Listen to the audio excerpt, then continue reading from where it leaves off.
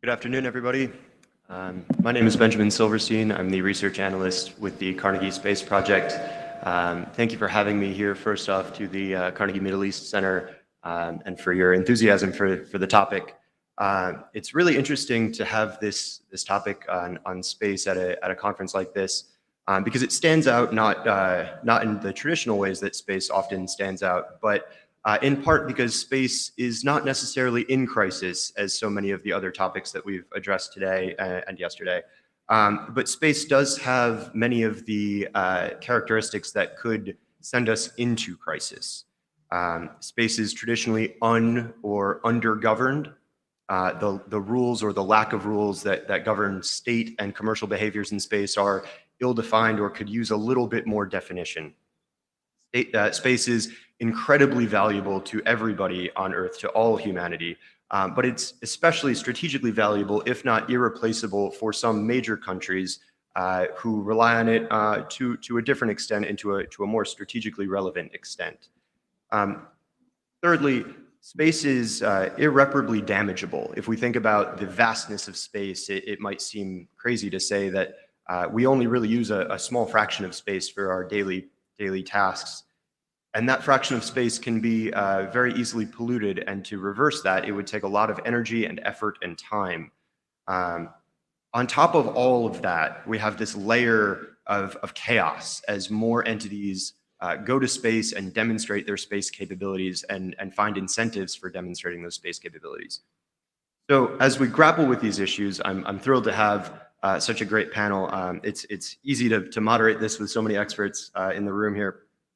Far down the dais, we have Ankit Panda, my colleague from Washington, D.C. Ankit is the Stanton Senior Fellow in D.C. who works mostly on nuclear issues, but I'm very grateful that he does lend a lot of his expertise to the space project. We also are joined in person by Almudena Azcárate Ortega. She's the Associate Researcher for Space Security at the United Nations Institute for Disarmament Research. And Almudena, beyond being a great legal mind in space issues, she brings a wealth of insights onto the multinational and multilateral discussions happening in Geneva right now and in the past historically. And braving multiple time zones, we're very grateful to have Dickey, who's an analyst at the Center for Space Policy and Strategy at the Aerospace Corporation, which is a federally funded research and development center in the United States. Robin is one of the foremost experts on norms of behavior in space and what states might be able to do to nurture certain types of norms and other soft law principles, soft law in quotes, of course, that might guide us towards more sustainable, safe, and secure practices in space. And so without further ado, I'll turn it over to Ankit to talk about some of the historical weapons issues in space. Great, thank you so much, Ben. And let me echo your thanks to the Carnegie Middle East Center for convening us here in Beirut. It's been terrific to meet so many colleagues that I've only seen on Zoom. It's really good to be here in person in Beirut for this great discussion and this great conference. So Ben, I think you teed us up nicely. Space really affects, I think, almost every dimension of human welfare and endeavor today. There are so many parts of our lives that are governed by satellites that we've placed in orbit, everything from agriculture, telecommunications, meteorology, and of course military applications all depend on space-based assets. There have been multiple attempts to model exactly how much of global GDP specifically depends on many of these capabilities that we take for granted in space today. It was a little over 10 years ago that the United States, in its first national security space strategy, observed that space was becoming congested, contested, and competitive. And I think those dynamics remain very much at play today. What I do want to emphasize, though, in my opening comments is that the militarization of space is really not a new phenomenon. Pretty much as the space age began, the moment satellites were placed in orbit, the first thing countries began to think about is the implications for their national defense and how they could potentially destroy those satellites if they did begin to contribute to one's adversary's military capabilities. So the militarization of space has really coincided with the start of the space age. Weaponization, too, has been an old area of research and development going back to the Cold War era. The big difference, however, between human space endeavor between the 20th century and the 21st century is, I would argue, the receding role, although not the complete irrelevance of state actors. State actors, of course, remain prominent. We have 70 space agency gives give or take around the world today. We have 16 countries that are capable of carrying out space launches. But the preponderance of satellites that are in orbit around the Earth today are operated by commercial actors, and that trend will only intensify, meaning that state control over satellites is going to diminish. However, as the title of our panel suggests, the competitive nature of space, particularly in the military domain, is likely to grow more intense as more and more countries begin to depend on space as an important enabler of military activity. Now, the three primary countries that particularly depend on space for both nuclear and conventional military operations are increasingly going to be the United States, Russia, and China. Of these three countries, Russia and China are particularly interested in investing in counterspace capabilities, and they've pursued these capabilities over a number of years now. These include a range of kinetic and non-kinetic means to interfere with, destroy, and degrade satellites operated and owned by other countries that might contribute to their military operations, primarily the satellites of the United States, which is overwhelmingly the country that depends the most on space-based assets to carry out military operations in a variety of domains. That's really been true now of the United States military for more than 30 years, and the particular role of space-based assets for the United States is really vast when it comes to military operations, everything from nuclear command and control to missile early warning to intelligence surveillance and reconnaissance and various other means. Positioning, navigation, and tracking is also a big component of this, but of course that has civilian applications too, as anybody in this room that uses GPS will be amply aware of. But there are new entrants to the space world now. While the three countries that I underscored are the primary competitors when it comes to the development of counterspace capabilities, increasingly we are seeing the risk of some of these technologies proliferating. And so over time, as more and more countries begin to invest in space-based assets for the same military applications that the United States, Russia, and China have looked to, we can expect to potentially see these competitive dynamics grow broader yet. The good news, however, is that to date, we have not seen the use of counterspace capabilities, particularly destructive counterspace capabilities, ones that would render satellites inoperable or otherwise physically destroyed, used in times of war. However, as we all know, as great power competition begins to intensify and the possibility of a conventional conflict between major powers like the United States and Russia, or NATO and Russia, or China and the United States, begins to unfortunately become more of a possibility than it has been over the last several decades, the possibility that these terrestrial conflicts could expand to space is becoming a lot more plausible. So there is a substantial interest now in many countries in understanding what exactly would lead a conflict from Earth to spread into space. We understand escalation as the transgression of certain thresholds in war, and a war becoming a war that spreads from Earth directly to attacks on space-based systems would be a very significant threshold to be crossed in a time of conflict. One of the problems, however, is that various countries don't have, the United States, China, and Russia don't have a shared understanding of the concepts here, about what exactly the thresholds would be for that kind of an escalation to take place. The countries don't even agree on what exactly constitutes a space weapon. For instance, is a missile launched from the surface of the Earth to a satellite in low Earth orbit a space weapon? Or is a space weapon only a weapon that's actually placed in Earth orbit? These debates are still playing out in various multilateral fora, as I'm sure my co-panelists will allude to.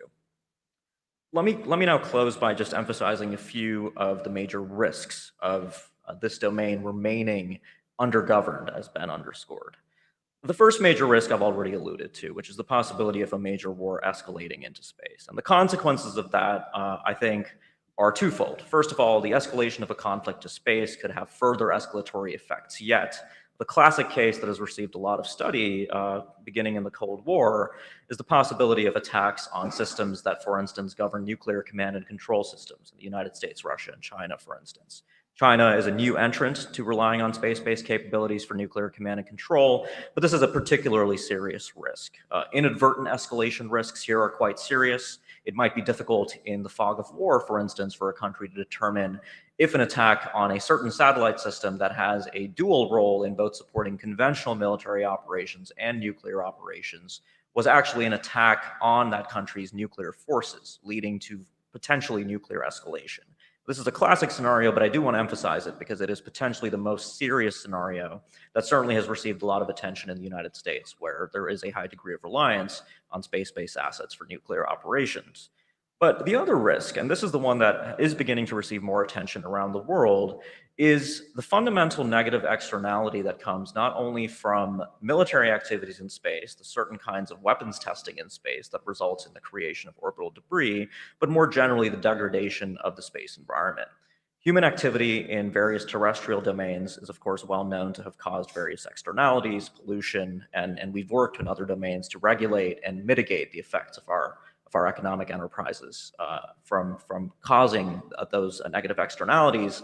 In space, unfortunately, we're a little bit behind the curve. Orbital debris, inoperable pieces of space junk, effectively, from the breakup of rocket stages, spent satellites that were launched decades ago that haven't been deorbited, weapons testing against space-based satellite targets is polluting the orbital environment. So as Ben alluded to in his opening remarks, we might think of space as this abundant and vast resource, but critically, many of the Earth orbits that we rely on to support those very applications that enhance our welfare on Earth are becoming increasingly crowded and congested with debris, with more satellites. And here I think there needs to be a particular effort to improve best practices, both for for the commercial sector, for national actors, to understand how we can keep this domain accessible to all humans now and for future generations to come. The possibility of space debris proliferating is already playing out before our eyes.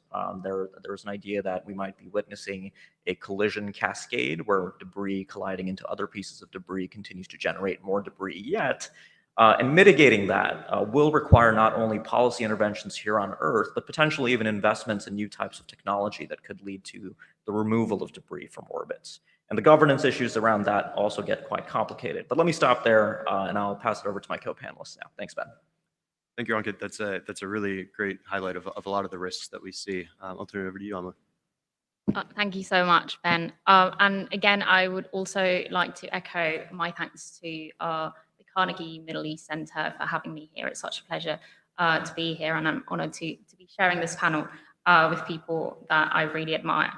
I think Ankit provided a really useful introduction of how this space security, geopolitics scenery looks like right now. It's true that the increase in stakeholders has definitely made space security a priority for the international community. But space security and outer space governance in general, as Ankit rightly pointed out, is not a new issue. In fact, it is relatively old, so to say. The first mention of a need to prevent the tensions on Earth to reach space was actually made in 1958, which is and so ever since then, states have been discussing the importance of having to regulate space. Those discussions are eventually what led to the negotiation of the Outer Space Treaty, and specifically, space security was an issue that was an issue of concern for states in general. And even though the Outer Space Treaty does have some articles that delve into space security concerns, it's true that it's not a mechanism that it's solely focused on space security. So this was a concern for many states, and they decided that something more specific for space security needs to be done. And this led to the emergence of the idea of what we at the UN call PAROS, which stands for the Prevention of an Arms Race in Outer Space. This is a concept that emerged in the late 70s. And since then, it's been a topic in the in UN discussions every year. And it's led to the proposal of many different mechanisms, many different initiatives to try to mitigate threats to space systems, to try to ensure that space is kept as a peaceful and a secure domain. But we often hear that, and Ben introduced it in his remarks at the very beginning, that space is maybe underregulated, that more needs to be done. This I sort of agree with this, but not quite. I think we do have a solid foundation of outer space regulation, and we cannot forget that. And that is mainly the Outer Space Treaty. The Outer Space Treaty is a document that provides the key principles on top of which all space regulations, both international and domestic, are built upon. But beyond that, it's true, and specifically, this is true for the security side of things, that there are a lot of gaps. There is a lot that has not been clarified, which has given states a lot of freedom of action. And this freedom of action, states have been really enjoying it for many years. They have profited from the sort of blurred lines or kind of like the gray areas, the lack of clarity, so to say, because it's allowed them to do a lot in terms of gaining geopolitical power in space, but also in terms of advancing civil space exploration, commercial space exploration. So it's had positive effects too.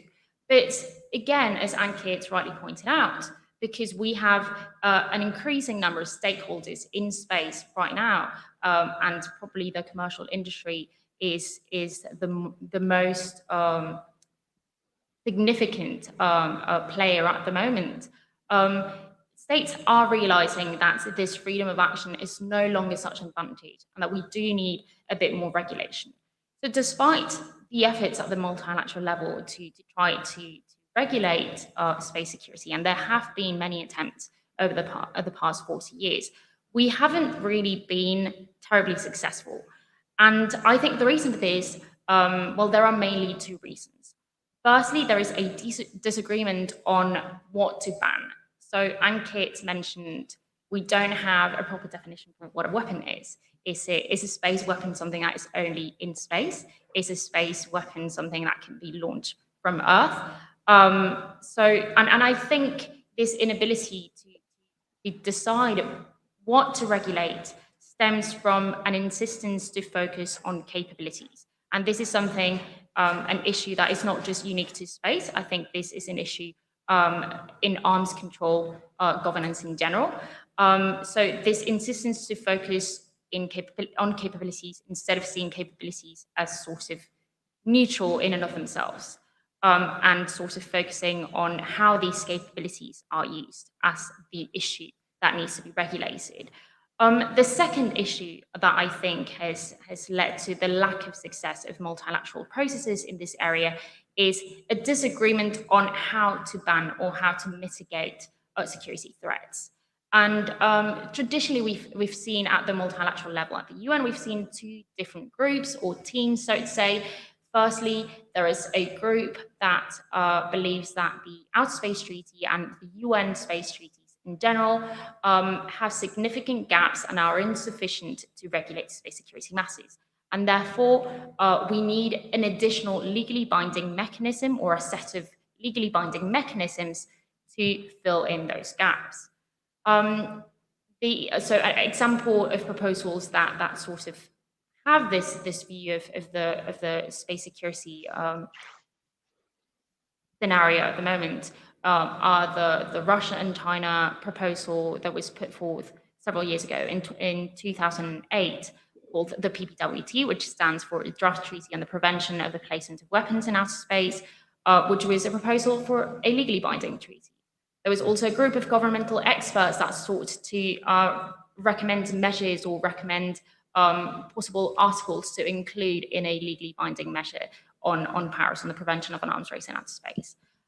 There is another group that believes that the Outer Space Treaty and other UN space treaties actually already provide a solid foundation for space security governance, and any gaps that exist can actually be filled in with non-legally binding instruments. So let's say guidelines, norms, rules, principles. And this, the group of states that believe this are mostly Western states, and proposals that sort of have this view of the geopolitical scenario are, for example, there was a GD in 2013 that sought to establish TCBMs. TCBM stands for Transparency and Confidence Building Measures, to essentially fostered trust among different states and among different stakeholders. Most recently, the creation of an open-ended working group on reducing threats to space systems through norms, rules, and principles of responsible behavior. This is what I want to focus on primarily here today, because this is what is happening at the moment. So these two groups, team legally binding and team non-legally binding, have traditionally seen themselves as incompatible. If you are in favor of legally binding, that means that we cannot have non-legally binding measures and vice versa. But that is simply not the case, or at least we're seeing a shift in how states view this issue. We've seen it lately since this OEWG process, this open-ended working group process that I just mentioned, started. So why is this OEWG process different? What does it change?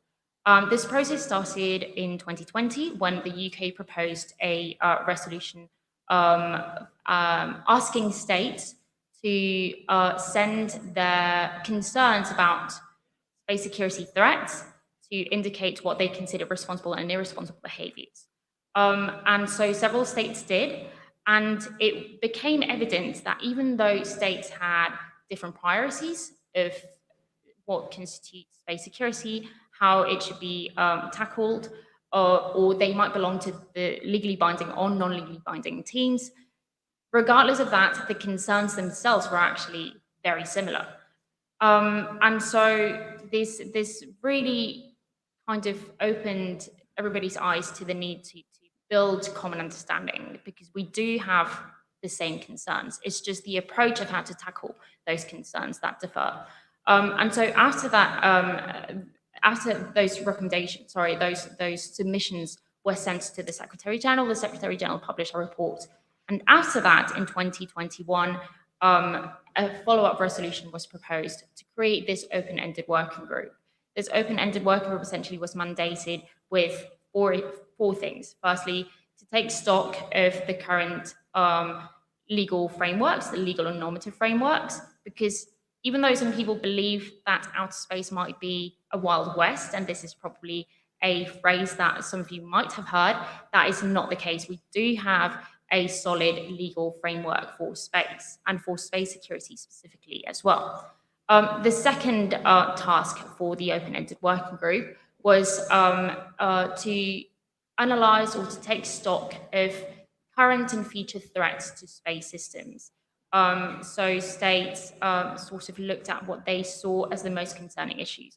Ankit mentioned space debris, for example. Space debris is a huge concern. The proliferation of counterspace technologies, that is also a huge concern. And here we have kinetic counterspace technologies, such as direct descent, ASATs, those are missiles that you can use to, you can launch from the ground to destroy objects in orbit, but we also have non-kinetic capabilities, such as cyber means to attack a satellite, for example, or the ground station of a space system as well.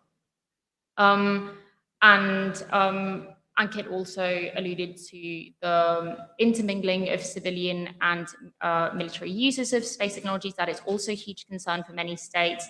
These dual-use space objects, or the possibility that an object could be repurposed to attack another satellite is also a concern for many states. Those are called dual-purpose objects. So that there are many concerns here that this group looked into.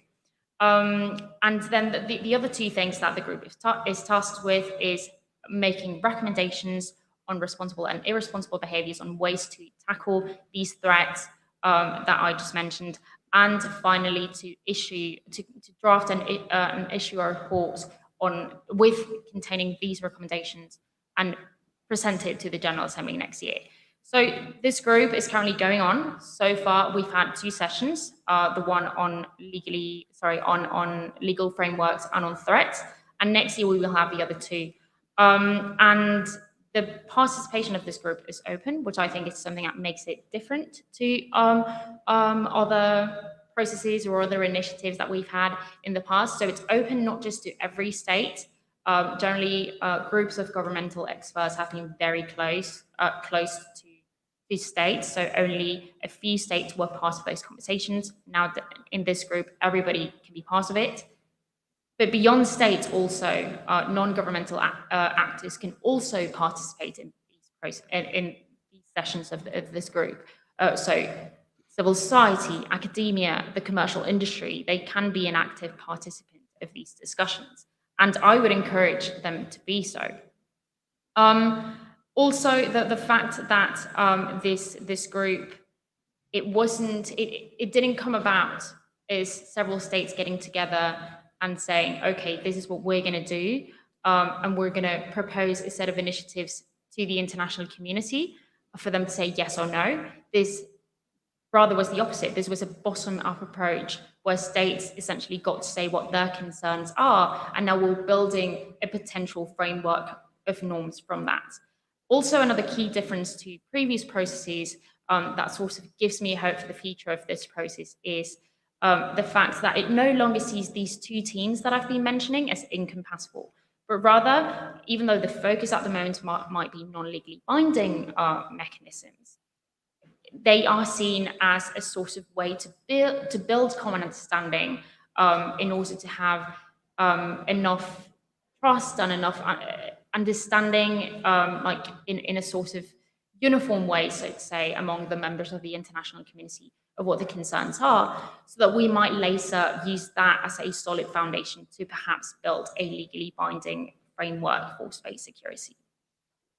So yes, this sort of gives me hope, and I'm happy to delve into the details of this group or what this group entails essentially in the Q&A section. But I would just like to conclude by saying that there is no one-size-fits-all solution for space security.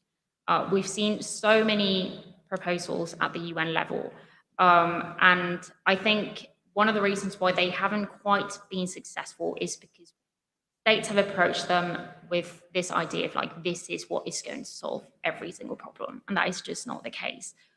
Space is so fast changing, technology is developing so fast, and it goes faster than policy. And that's going to continue to be the case. So I think states have to remain open-minded and see this as a chance, essentially, to build common understanding.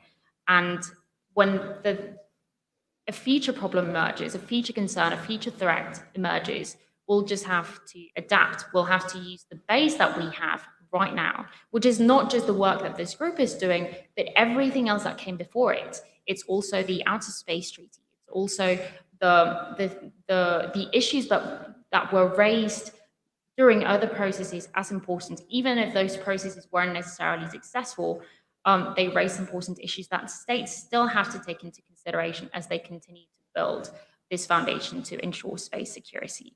So yes, I think it's important for the international community to keep this open mind and to know that no solution is perfect and that we will always have to continue to adapt.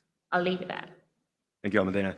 I think between the first two presentations, the top line things that stick out are space is so dynamic, but at the same time, the more things change, the more they sometimes stay the same. Over to you, Robin. Hopefully the time zone hasn't been too terrible for you. Thanks for joining. Thanks. Can you hear me okay? We gotcha. Awesome, perfect. So thank you so much, Carnegie, for inviting me to speak on this really distinguished panel. I'm really happy to be able to build on the conversation started by my fellow panelists. I think they really established some of the history and the challenges that we're facing today when it comes to diplomacy, security, safety in outer space. And so I'm excited to build off of that to talk a little bit about the how for some of the future development of norms of responsible behaviors in space. And this is an issue that I've been focusing on for the last several years. And the concept, the term that I like to use to frame it all is the term normentum. how do you build that momentum among countries, actors, different participants in space activities to decide what kinds of behaviors are acceptable, responsible, and then how do you get follow through on actually implementing those norms of behavior? And so, under the Normentum framework, I have four decision points that I'd like to discuss because it's important with norms of behavior to realize that although, as has already been mentioned, diplomacy discussions are really difficult, especially on space topics, which can be highly technical and amongst such diverse actors from states to companies, different languages, different technical focuses. So, through all of that, you can still be strategic in how you plan and look to the future for trying to develop norms of behavior. So, what are the four decision points? First of all, there's the issue of establishing domestic buy in and interagency coordination, whatever that looks like, from whatever actor is trying to propose, trying to start an effort on norms of behavior. So this can take a lot of different forms, but it is something that is really worth starting because if you don't know who in your country is responsible for coming up with the concept for the norm, of discussing and promoting the norm publicly, making sure that all of the stakeholders within the country or company have an understanding and a buy-in on what that norm should be, that's kind of step one and can be really difficult to move towards the future. And we've seen a lot of different approaches to how this buy in might be established. In some cases, it might be very much led by the diplomats, the foreign ministry, the State Department of a country, especially if you're going to the UN initially. But we also see efforts led by national leadership in countries. For example, the vice president's announcement from the United States about the commitment to not conduct destructive direct ascent anti satellite missile tests.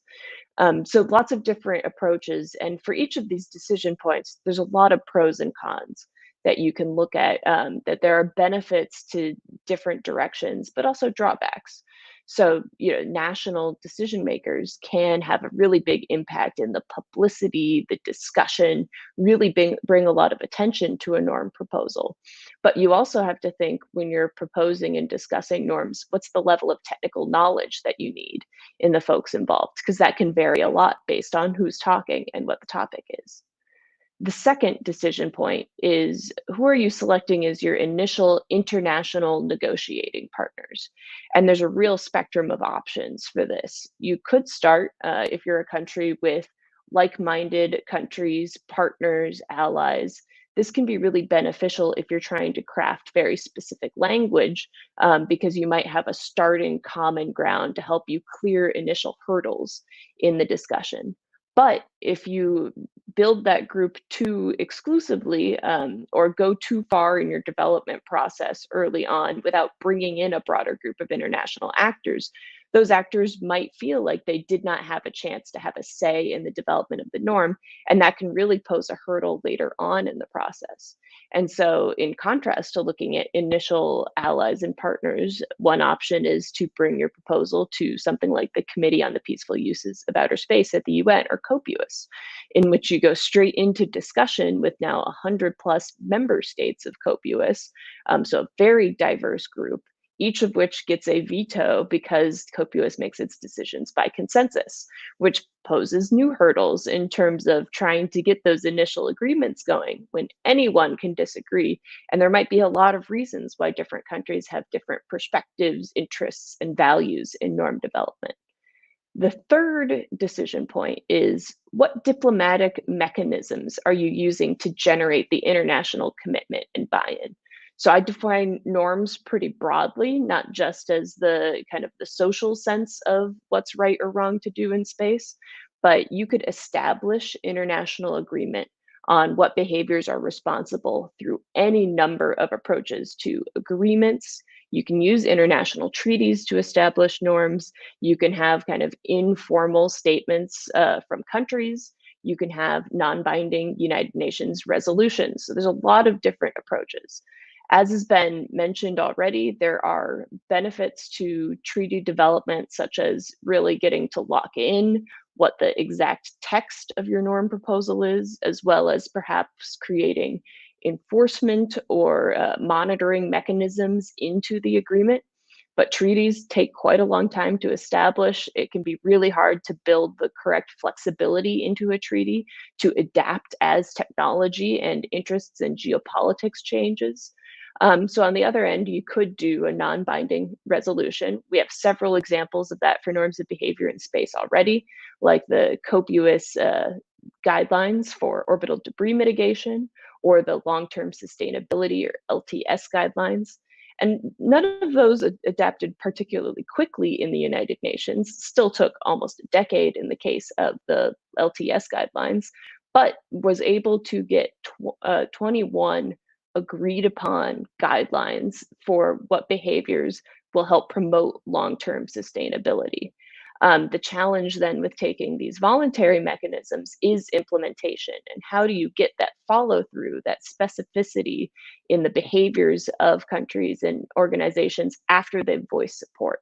So that follow through can be quite a challenge, but we see already in working groups at the UN, like the LTS 2.0 working group, are already discussing how to follow on, how to build upon what's there already. And the fourth mechanism is, how do you set a target for which and how many actors need to support the proposal for it to be considered a norm? So when you're approaching norms strategically, it's important to think about, what is your finish line? How do you get to the point where there's enough actors, enough states that have supported, that are implementing a norm, that it causes what's known as a norm cascade, that tipping point that really allows the whole international community to view something as a commonly agreed upon responsible behavior. And the critical mass, this target, might be different for different kinds of norms. Some norms involve behaviors that are only accessible to a small number of states. Others involve basically anyone who has a stake in space and might be using space data or space situational awareness. And so that target might be different based upon what kinds of norms you're trying to set. And really, the words stolen out of my mouth already previously, but there is no one size fits all solution to norms of responsible behavior in space. And we already see a really diverse range of proposals and options going forward. And the trick with this strategic normentum approach to norm development is that you can take many different paths and you can tailor them to your context, to your topic, to the level of technicality, to whether or not there is a definition for the term that you're trying to discuss. All of these different challenges come up. The one other wrinkle that I'd like to add before I hand it back over to Ben is that when I first wrote the Building Normentum paper and set out this framework, I was mainly focused on state actors.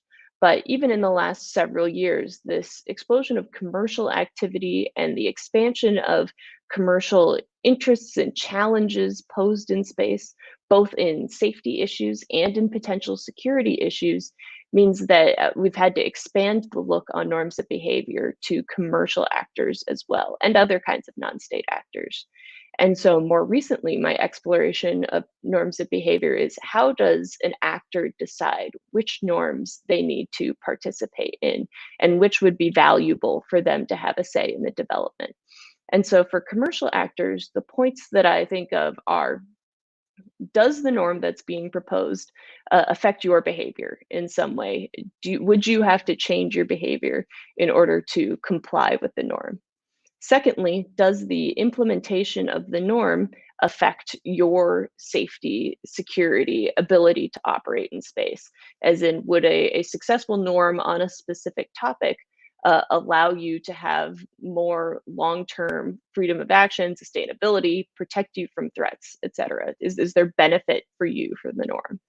And then third and finally, there is the question of, does your participation in the implementation of the norm affect whether or not that norm is successful? For certain actors, if their capabilities are not in line with that specific norm, then maybe there's not as much of a direct need. But any one of these three discussion points, these three topics, really can be a lead in to norm discussions at varying levels of direct participation across the life cycle of a norm. So a lot of jargon and diplomatic challenges that come through this, but to really foot stomp the no one size fits all solution, where it's going to be a cobbled together piece of so many different options, so many different actors. Because as technical as outer space is, ultimately people are the ones who decide behavior, and people are complicated. And so trying to balance that across a whole world of actors is a huge challenge that we'll have going forward, but one I'm excited to see what comes next. So back to you, Ben.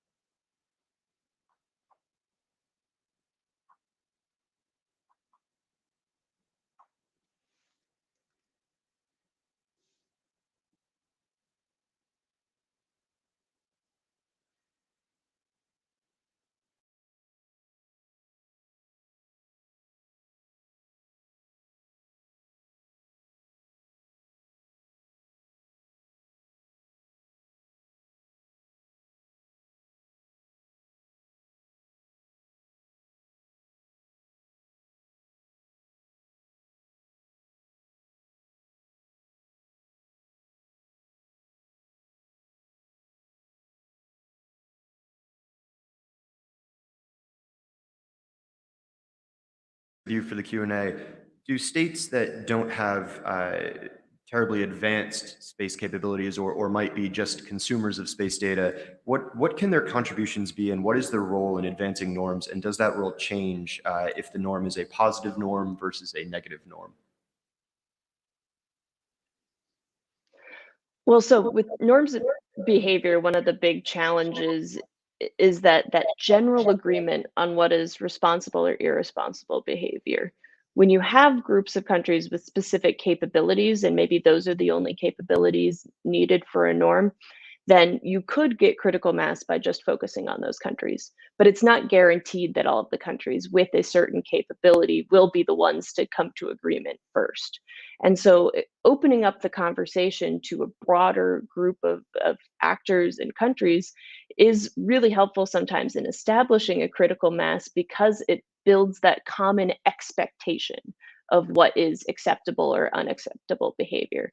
So norms don't function because they're perfect and no one ever breaks them. Norms function when you see international reactions to successful implementation or violation of the norms. And so generating those broad reactions based off of behaviors is one way to really judge the strength of a norm. And that can be done by a much broader group of actors than those who necessarily need to implement the norm in the first place. So that's one approach that really would involve a much broader group. And to Almu, Robin talked about developing the domestic buy-in. So thinking about this from a state actor's perspective, what are states' individual responsibilities as it pertains to implementing international space law, and how can state activities above those bare minimum responsibilities impact the broader scene that we're seeing unfold? Um, Thank you, Ben.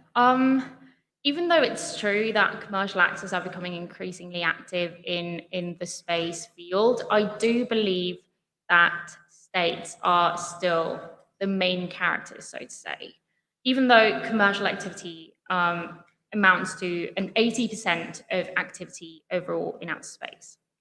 And the reason for this is an article in the Outer Space Treaty, that is Article 6 of the Outer Space Treaty, which establishes that states are responsible for the activities of their own nationals.